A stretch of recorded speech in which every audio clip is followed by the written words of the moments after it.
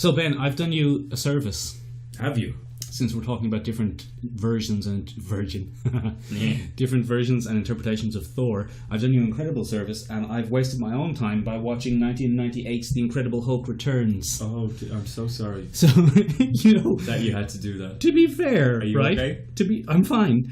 To be fair, I sat down to watch it thinking this is going to be appalling, and it's actually pretty. No. It's actually no. It's fine. Is it better than 2017 Saban's Power Rangers? Probably not.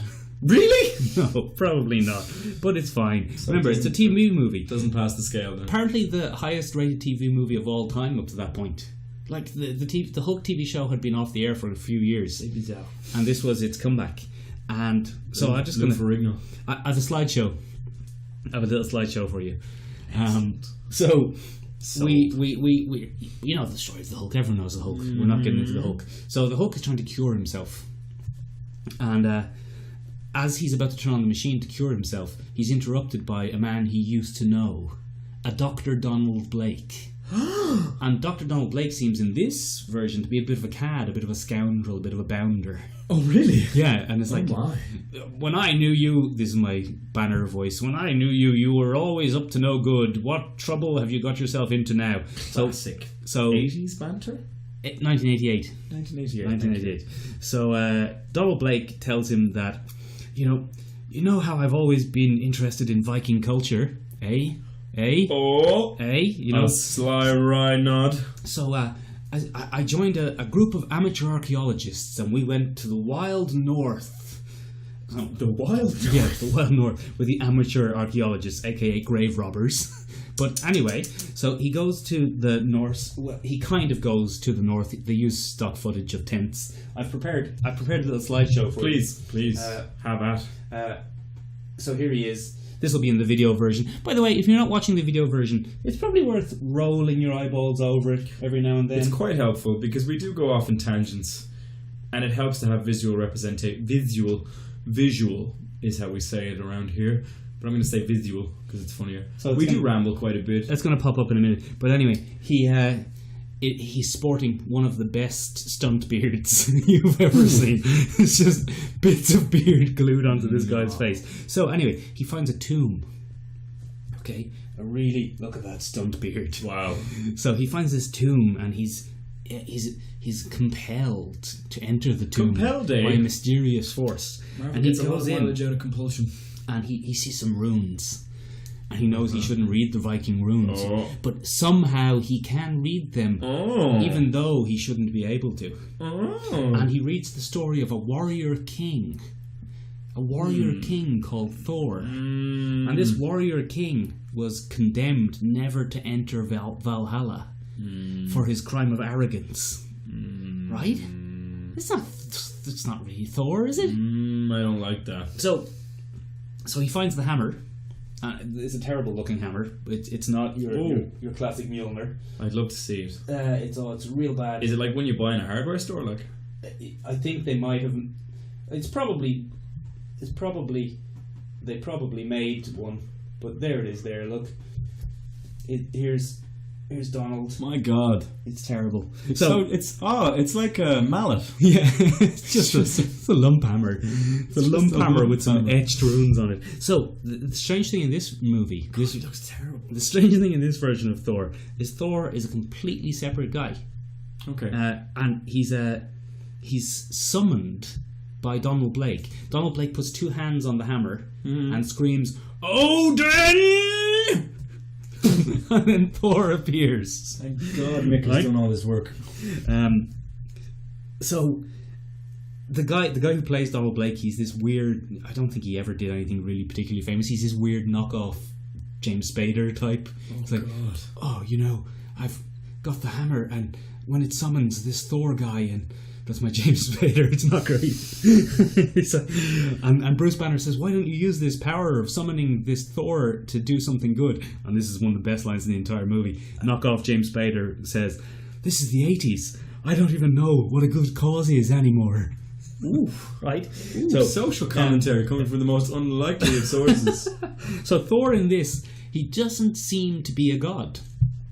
he seems to be just a Viking, a Viking warrior. A Viking warrior. He has a magic hammer, but the hammer does appear to be limited to just lightning.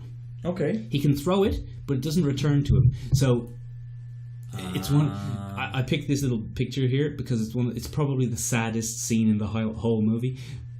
Donald Blake has just summoned him by going Odin, and then Thor appears in his furs. He looks ridiculous. Well, he probably looks less ridiculous than the red cape Thor. Okay, what I'm wearing now. So, Mick hasn't taken his costume off, by the way. No. If you check out the Instagram, or the Facebook page. I've had enough of your. You know what? I've had enough of your antics. I can't. God. Ben took a great number of hammers to the face today for the sake of the podcast.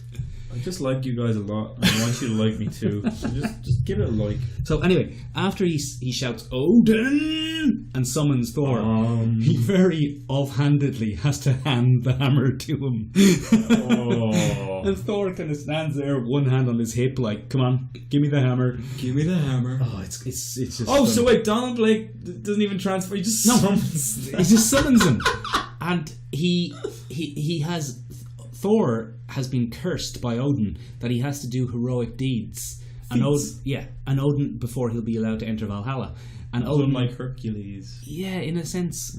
So Odin has like given the responsibility of making him do heroic things to Donald Blake. The thing about this movie is this was a backdoor pilot. Oh, they were hoping to. That's not someone who flies airplanes and likes anal sex.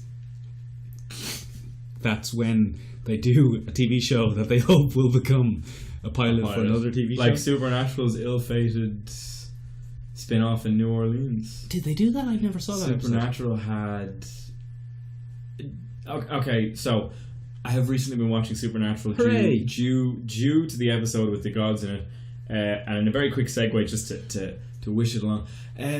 Originally, shifters, vampires and werewolves are all quite ugly creatures in the thing, and due to the success of the Vampire Diaries, they tried to make it into a sexy version of Supernatural. And there was a large group of hunters, and there were 5 warring families in New Orleans, and the 5 warring families were shifters, vampires, werewolves, and I can't remember the other 2. There's 2 other strange creatures, probably a Wendigo. Something like Wendigo? Ghouls, yeah, probably. But they lost all the bad things about shifters. So, you know the way shifters have to rip their skin off and they leave the piles of gooey not anymore flesh? They didn't have to do it in this. These shifters were, I think it was 6th generation shifters, so they lost them. It was absolute... So this was a backdoor pilot, as it turned out, because I remember watching it and being like, this does not fit with the tone of this is very slick and sexy and not supernatural, not supernaturally at all. So Thor arrives, backdoor pilots, and Thor and Donald Blake end up having an argument over the hammer, both kind of pulling it, and accidentally knock Bruce Banner into a high voltage electricity station and trigger the Hulk. And they have their fight. And that's the great thing about this movie, because we have Ragnarok coming out in November. We do. But this movie is the first... Is it November? Is it that far? Yeah, it's pretty far away. This is the first kind of Hulk and Thor movie where they're together. The original. This is the original round Hulk and Thor movie. Look at the rig out this guy is wearing. Yeah. It's ridiculous. And one of the best things, you have to watch this movie and just watch the Hulk running. Lou Ferrigno has the funniest run. Oh, really? He kicks his heels up. It's absolutely hilarious. But how did you sit through this? No, it's pretty. The best thing about it is the guy who plays Thor. He actually plays a Thor very similarly to Hemsworth's Thor. Oh, he's a little bit confused by the modern world, but he likes drinking and fighting. And Thor. There's even a scene where he comes out of the shower topless. And the female characters, well, he looks 80s good. 80s good. Like he looks like me. Okay. So in the 80s, bigger than the average 80s man. Yeah, in the 80s that was very impressive. Yeah, it was acceptable in the 80s. But it's incredible. He's actually pretty good. He does a good Thor. I think there might be some influence of this Thor in Hemsworth Thor. No. I do think there might be. No. The whole thing's on Dailymotion. So you can watch it if you want. We'll throw a link. We'll throw a link down in the description. Summary. So after watching this, there's some amazing moments. There's this great scene where they're both trying to stop Bruce Banner's girlfriend from being abducted. Oh wow! Look at them standing there. Oh wow! Like a pair of idiots. You should not freeze frame 80s TV movies. She gets kidnapped by guys in a helicopter, and Hulk grabs one of the landing struts. Is that what they're called on a helicopter? The landing equipment. Yeah, and Thor grabs the other one, and they both try and pull the helicopter down, but they fail, and the helicopter takes off with Hulk and Thor. But they're both dangling. That's not how that works. They both fall off. Oh, and they both kind of go and shake their fists at the helicopter. Is that what I'm looking at there? Yeah, it's incredible, wow. Isn't it? It's one of the saddest moments I've ever seen for both the Hulk and Thor. But yeah, good movie. Very entertaining. As we were talking about last week, I went onto IMDb to do a bit of research on the movie afterwards. Naturally. And there's some great stuff there. Because IMDb is an old website. It is. So the movie has one review. It's from user Mac3175. Okay. And the review is in 2002. Nice. And that's a long time. So he talks about the movie, and he says, why don't they do another team up? Like, one day they could do a live action Spider-Man teaming up with the X-Men. Little did he know. Well, that never happened. Yeah, but Mac3175, if you're listening, you tell us how that 15 years have felt for you, because it must have been amazing. He sums up the review with, it's a Marvel classic.